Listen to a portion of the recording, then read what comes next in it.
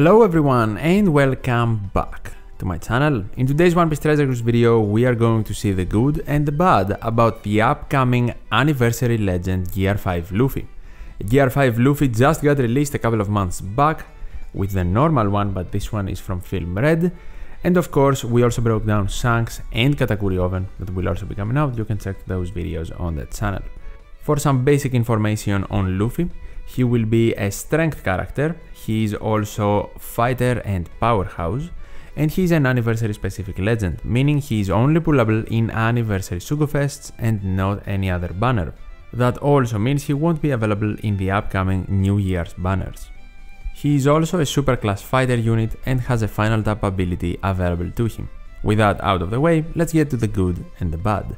Starting with the good, this Luffy is a powerhouse character, which is actually pretty huge, because we don't often see powerhouse Luffy units. Normally he's free spirit and fighter, or free spirit in combination with something else, but here not only is he powerhouse, he also boosts the class through his captain ability.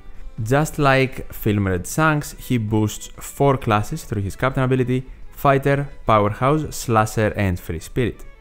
Him being a powerhouse boosting captain and a powerhouse unit in general means he can even be combined with some of the Kaido units, which is actually pretty funny. He provides a very good attack and also HP boost for those 4 classes, and through his captain ability he makes RCV and TND slots matching for everyone. Actually, if we have an RCV slot and we hit a perfect, we can still consume it with this Luffy's captain ability, which is pretty nice. This unit also contains utility for paralysis, special charge and despair. He can remove 10 turns of paralysis from his captain ability.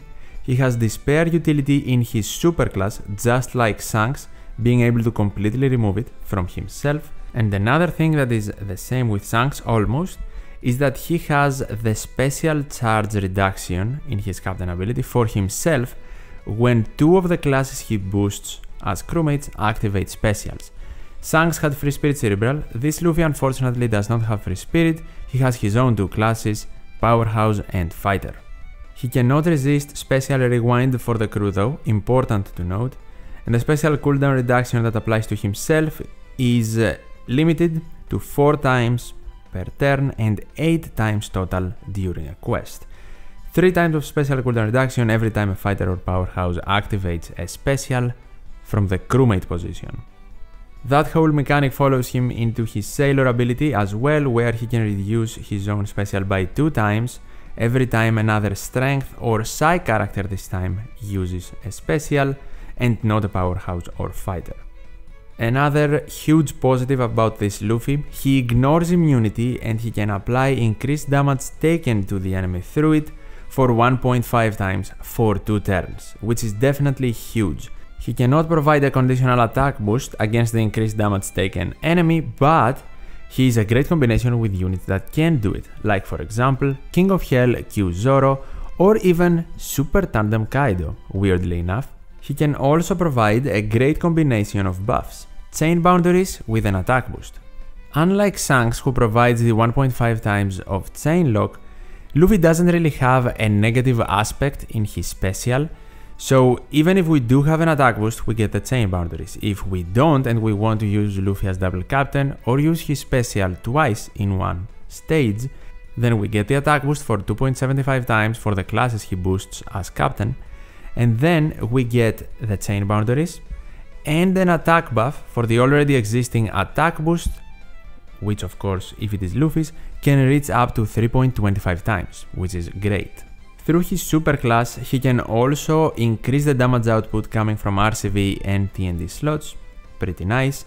Finally, I will mention that he has a very good strength focused final tap, so if you have majority of your team being strength, his final tap can be very useful. It is similar to the V2 Straw Hat one, not as strong though, and actually not universal, so that will transition us to the bad stuff about him. His final tap is strength only, while he's not really a strength captain. He's a class captain with a type focused final tap, which is kind of weird, but he is strength, so I can kind of understand it at the same time. It's not the end of the world, just kind of unconventional.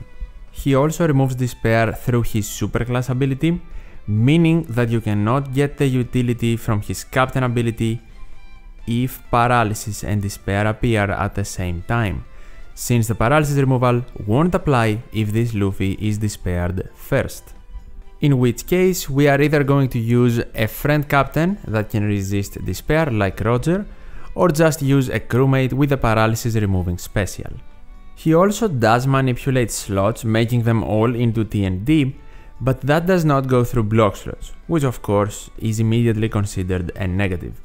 I can understand why. First of all, we can activate his special multiple times in a quest, but it's not as bad because we can attach Luffy with different supports that can manipulate block slots for him, like limited rare recruit support Brûlé.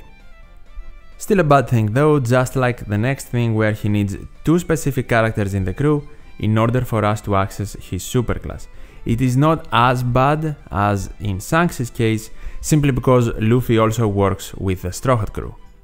Another thing similar to Shanks, he has a very weird support. It is pretty bad in my opinion, because he can be attached to a character, and if that character uses a special that has special cooldown reduction included in it, then he gets a matching slot from Luffy and 1 turn of special cooldown reduction.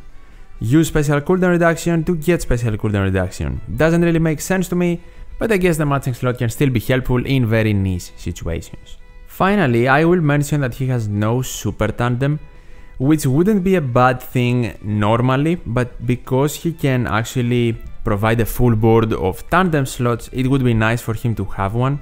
His final tap is strength focused, his super tandem could have been better, maybe fighter focused or fighter powerhouse slasher free spirit focused, but I guess at the same time, even though he doesn't have a super tandem ability, he can be a great combination with other units that do, simply because he provides a full board of tandem slots.